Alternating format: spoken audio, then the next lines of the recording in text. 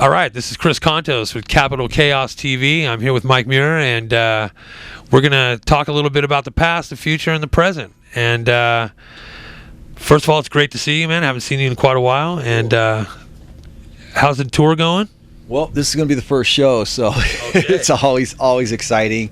All the stuff beforehand, you know, it's like when I was young and you went to shows, you know, you just knew, okay, they're playing at 8 o'clock or the doors are open and you get there and you're not really worried about if people's, you know, problems that are having in their life or the merchandise. If the guy, I mean, some just crazy stuff happens. The guy that does our merch, he ended up going to the hospital with like one of those strains of that flesh-eating disease.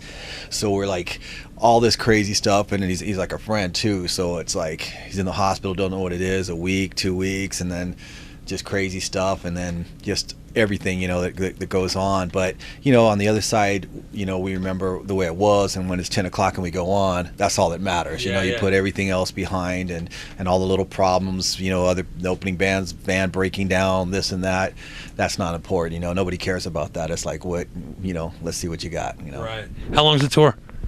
This one right here goes in the States. We get back in a little over a month, and then we go fly to Mexico for a couple festivals. Then we go to Infectious Grooves is actually doing a little reunion show with you know, Robert Trujillo's and Metallica. They do the Orion Festival, and last year Suicidal played one of the days, and this year it's 2 days, but Metallica's headlining one day and the Red Hot Chili Peppers are headlining the other day, and Infectious Grooves is going to play, and we got Stephen Perkins from Jane's playing drums, and Dean in Suicidal was original Infectious guitar player too, and me, and then Jim Martin from Faith No More is going to play the guitar.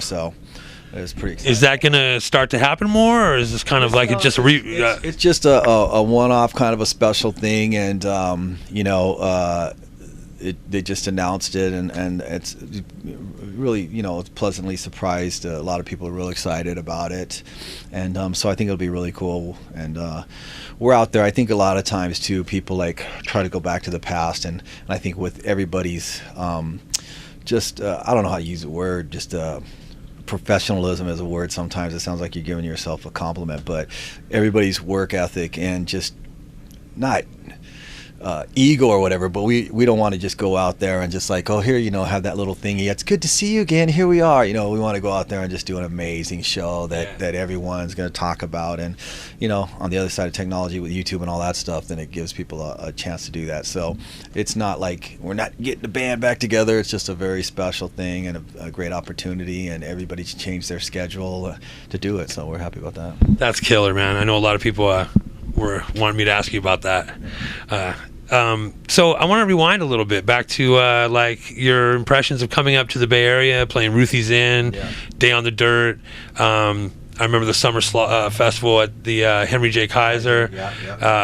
You know, some of those great early shows, and just what your impression was of coming up here into the Bay Area and stuff like that. Well, it's funny because a lot of people thought that we were from San Francisco because we played up every couple months, and we couldn't play in LA and stuff. So there was a lot of people that really thought that we lived up here, we were from here and stuff. And you know, two parts also because, you know, Thrasher is up here, and, you know, my brother being a pro skateboarder in Dogtown and the whole skate thing and stuff, so we knew a lot of the skaters up here. And so it was always, you know, it was a bit of a drive, but it was always kind of a home away from home type of thing, except for the weather, man. I still can't get the cold. There's sometimes I just sit there with the t-shirt, cold and stuff. But yeah, it's always been good. There's a lot of shows that we did. We didn't play that many shows in LA. We didn't have a chance to. So there's a lot of shows. Scottish Rite Temple. There's a lot that we did that were really cool. And Wes was obviously a champion of the band and stuff, and was really good to us. And you know, I think with everything that happens, and with us, there was a lot of people that didn't like us from the start before they ever heard the music and all that. But he was, it always takes someone to kind of stand up and go, you know what, man, I don't know what it is. People like hate you. It's like, you mention the name and it's like this. And he goes, but that's their problem, you know. And so he was a great guy, and really believed in us, and that's always important, you know, because it's important to believe in yourself, but it always helps when you know other people do too. Yeah, Wes was a great guy, and super important for everybody from the Bay Area, and coming to the Bay Area and getting those shows off. I want to mention the Welcome to Venice tour. Yeah. And how those bands extended and stuff, and if I know there's some connection tonight to that. So rap about that a little bit. Yeah, it's funny because we did that, and it was Palo Alto, and what's that place called? Oh, I'm gonna make people very upset. Keystone? Stone? No, no, it wasn't the Stone. It was it was the Stone, yeah, in Palo Alto. Stone, was it? the Keystone Palo Alto. Yeah, and stuff, and it was 3 shows, and that's actually where No Mercy decided they needed a new singer. So Mike Clark was gonna start singing, and was working with them, and then they were doing a show, and he lost his voice, and he's like, Mike, can you sing? And then that's how I got in there, and then we did the record, and then we were working on the second No Mercy record, and I kind of always knew. I said, well, talk to the guys in Suicidal. I said, hey, maybe we add a second guitar player, get Mike in there. Nope. Everyone was nope, and I was like a little surprised and stuff, and I was okay. I didn't really quite understand it, but then we're working on the second No Mercy record, and I was sitting there going, this is kind of ridiculous. It's like you got some great songs here that people are going to compare it with Suicidal. It's like, why is it, that whole thing? So we were on tour, on the Join the Army tour, and called up Mike and said, hey, do you want to do the Suicidal thing and stuff? And he said, definitely. I said, okay, let me talk to everybody. And I said, look, we're going to get back. We're going to bring Mike in. We're going to rehearse with him, and we'll try it, and then we'll see how it goes, but we're going to try it first, So he got in there, and then, on the How I Laugh, we did the How I Laugh record. That was a No Mercy song, Trip of the Brain, and we were working on No Mercy.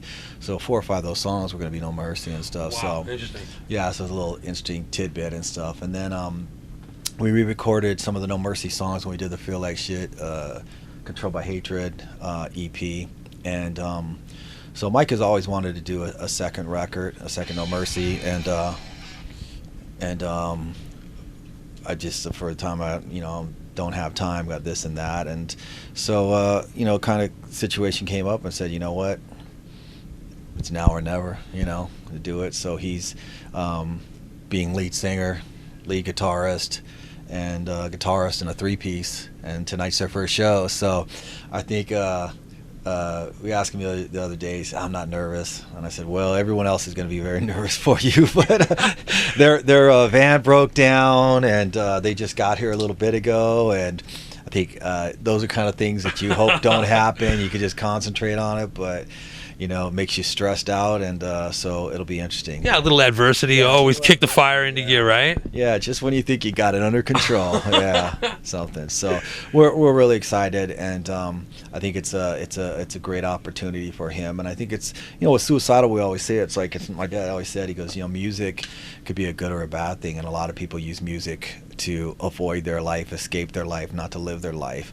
He goes, it only should be a small part of your life, but if you do use it right, it could be a major motivator to have a better life and stuff. Sure. And I think a lot of times that you don't realize kind of the examples that you set. For some people, it's just like they look up to you, go, dude, yeah, rock and roll, party, backstage passes, chicks, beers, alcohol, and I don't do any of those stuff. So I'm married, don't drink, don't do drugs, never have, and so they're like, why are you here? And I go, well, I'm here for a different reason than you are. And it's funny because a lot of people say, you're so lucky. And I go, why am I lucky? And not that I don't think I am. But when they define it, saying basically what they would do if they were you, and basically they say they'd be an asshole and, want everybody to run around and cater for them and stuff. And, as you get older and stuff, you're around and do things. It's like there's so many people that, after a show, they'll go like, wow, and someone will say, wow, man, I can't believe you had all those back surgeries. Yeah, no way, and someone else will actually bring someone to the show and go, wow, dude, my cousin's scared crapless, gonna have to have the surgery. I was like, it's like, it's a real tough thing for them. They're an athlete, and now their life, they think there's life over and stuff, and come and talk to them and stuff like that. And I go, look, it's a lot of stuff simple in life. You do what you're supposed to. When you know what you're supposed to do, you got to do it. Yeah. If you don't do what you know you're supposed to do, you're going to have problems and stuff, Yeah. And I can't just get on the stage and do a show if I don't do all the stuff I need to beforehand, because it won't work, Right. And so I think that a lot of times, people look at things and it's as a positive motivation, and I think hopefully with Mike and stuff, they'll sit there and go, you know what? Too many people say, I wish I always wanted to do this. Well, why didn't you do it? Oh, well, this happened and then that, and then it just it's too late. It's Yeah. like, why is it too late? Well, as I said, was there a time maybe a year or two ago you said it was too late? Yeah. Well, if you would have started a year or two ago now, where would you be? And time's going to keep moving, whether you do Yeah. or not. So you have a choice to, move with it or move forward or just sit there and be miserable, and because, ultimately we have a lot of control. There's a lot of stuff we don't, and we focus on what we don't have control on. But in that, we get lost with all the stuff that we do have control on. And if people, the smaller things that they think that they have control on, if people took control of those things, a lot of the bigger things that they complain about, they wouldn't exist, So.